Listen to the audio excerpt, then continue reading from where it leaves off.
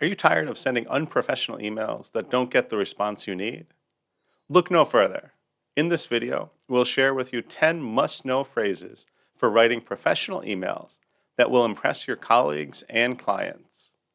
From starting your email on the right foot to closing it with finesse, these phrases will help you communicate effectively and build positive relationships in the workplace. So whether you're a seasoned professional or just starting out, stick around to learn these essential business English phrases that will take your emails to the next level. Welcome to the Rundown.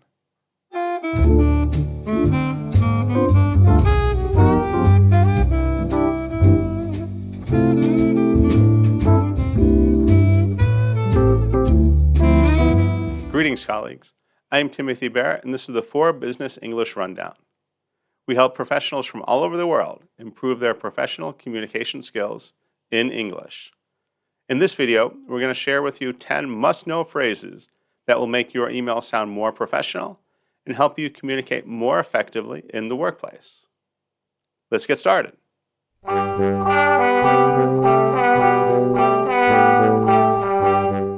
Number 1, I hope this email finds you well.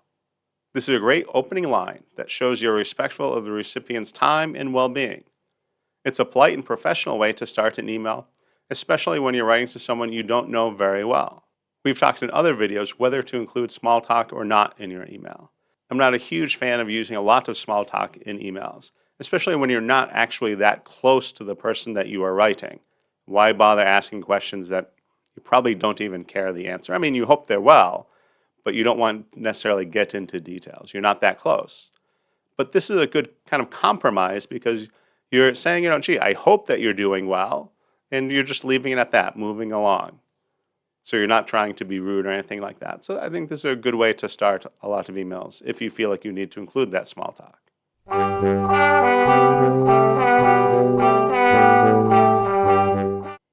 Number 2, please let me know if you have any questions or concerns. This phrase is perfect for ending an email and inviting the recipient to ask any questions they may have. It's also useful for showing that you're open to feedback or suggestions. I think this is very helpful, especially at the end of the email or maybe at the end of a section if it's a longer email. But sometimes you wonder, gee, did I explain this very well? Should I make it longer? Of course, we want to make it brief. We want to use brevity, not to make the email too long that they won't read it. But at the same time, we might wonder, gee, maybe I should add more detail or explain it better. And so you kind of have that tension going back and forth. So this is a good way to let them know if it's not explained well, if they do have questions, please let me know. And we can also use this in situations where, we think that maybe we're done with this question, with this project, whatever it is. So the ball is now in their court. If they have other questions, if they're worried about something, they have concerns, they should ask you about it and you'll happily respond. But maybe you're at the end of your role in this project, this task, whatever it is. So it's up to them to make sure that they ask questions or bring up their concerns. Otherwise, you might consider it closed. Depends on the rest of the email, of course.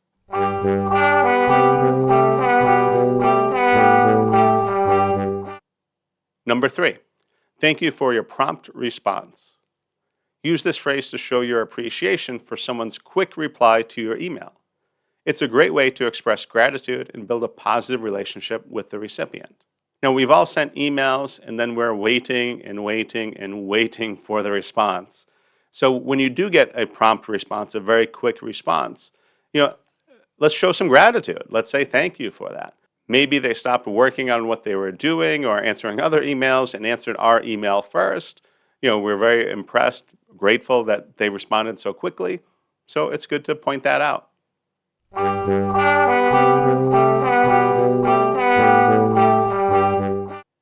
Number 4, I apologize for any inconvenience.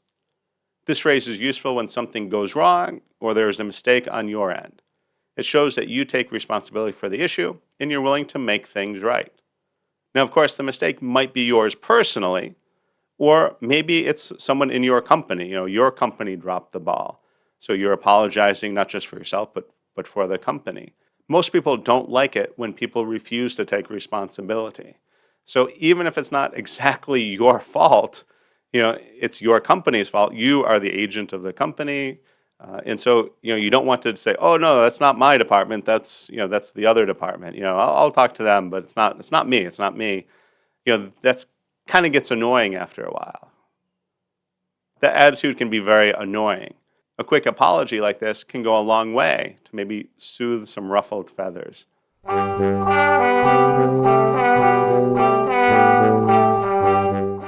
Number 5, I look forward to hearing from you soon.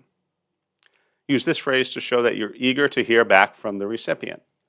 It's a friendly and professional way to end an email and keep the conversation going. Now, I don't think we want to overuse this. This shouldn't be the standard end for every email, but it does show that, gee, I am waiting anxiously for your reply. I look forward to it. I'm waiting for it, kind of encouraging them to give you a prompt reply. So if that is the case, then it's great to use that. A lot of times when you email people, you might be emailing something that needs to be done right now or today or this week, but other things might be, in the next few weeks, in the next few months, this is an ongoing issue. And so it's very good, I think, to make it clear what is a good response time. Is this high priority or low priority?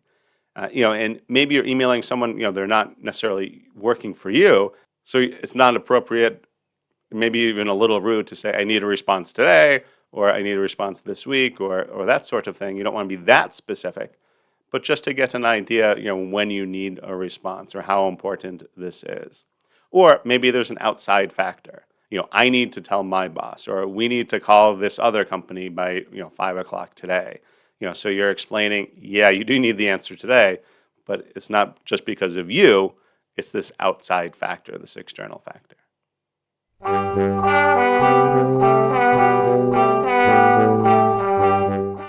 Number 7, please advise on the next steps. This phrase is useful when you need guidance on what actions to take next.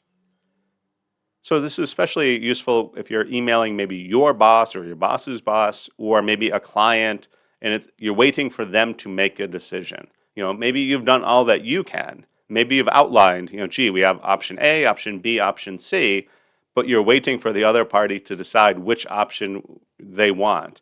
Or maybe you're at the end, said, gee, I did everything I could on this, advise on the next steps. Tell me what you want me to do next. Maybe I don't know. Maybe I don't have any options, but you tell me what you want me to do. And in these situations, it may be very important to make clear that you're not doing anything right now. It's not like you're still working on something. I'm still pursuing this. I'm still contacting this person. I'm still working on this plan. You're telling them, hey, what do you want me to do next? What should I do next? So you're waiting for their response before you do anything further. So if they don't give you a response, well, they've been warned. You've told them you're waiting for their response. So it's very clear.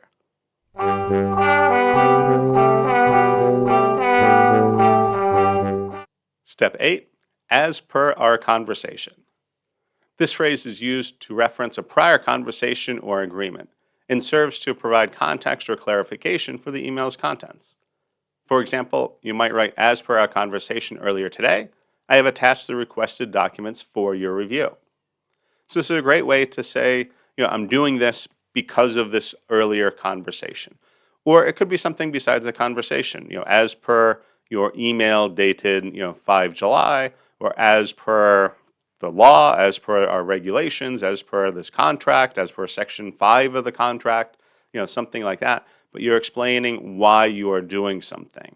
And normally that's all you need to say. You don't need to specify anything else. Maybe sometimes you might want to, but that's probably enough in and of itself.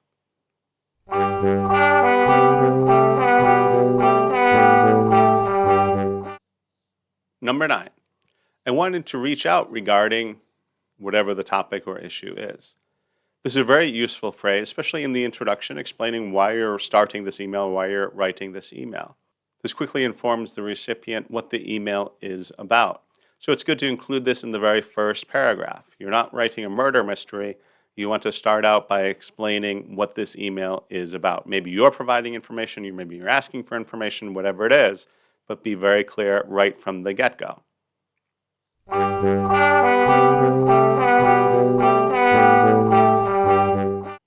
And number 10, Please be advised that. And so this is a great way to give information to the recipient. You're not asking for information, you're providing information. And so especially when it's a very formal, maybe there's a problem, you want to be very clear that you are giving this information. So you're giving them a formal warning that you're providing them information, whatever the information that follows is. So this is a more formal tone to it, especially if there's a problem, please be advised that we are not satisfied with how your performance on this contract is. So you're kind of giving a formal warning about it, or please be advised that we're canceling this contract. Again, a very formal notice. This wouldn't be a phrase that you would use on something that is very informal or lighthearted. This would not be used for something informal or lighthearted, such as, please be advised that I can't meet with you at lunch today. I'll meet with you next week. That would be a little bit too formal for that context. But if you are writing about something that should be formal, that should be very clear, we are providing notice, we are advising you about something, then this is a great phrase to use. So these 10 phrases are essential for writing effective emails in a professional setting. They can be used in a variety of situations, from a job application to a business proposal or a simple follow-up email. Remember, when writing emails in English, it's important to be clear, concise, and polite. These phrases will help you achieve that and build positive relationships with your colleagues and clients. But now that you know these 10 phrases, make sure you know how to start an email. Watch this video about the first paragraph of an email. But before you go, remember to conquer that like button and make it ours. Work hard today and enjoy tomorrow.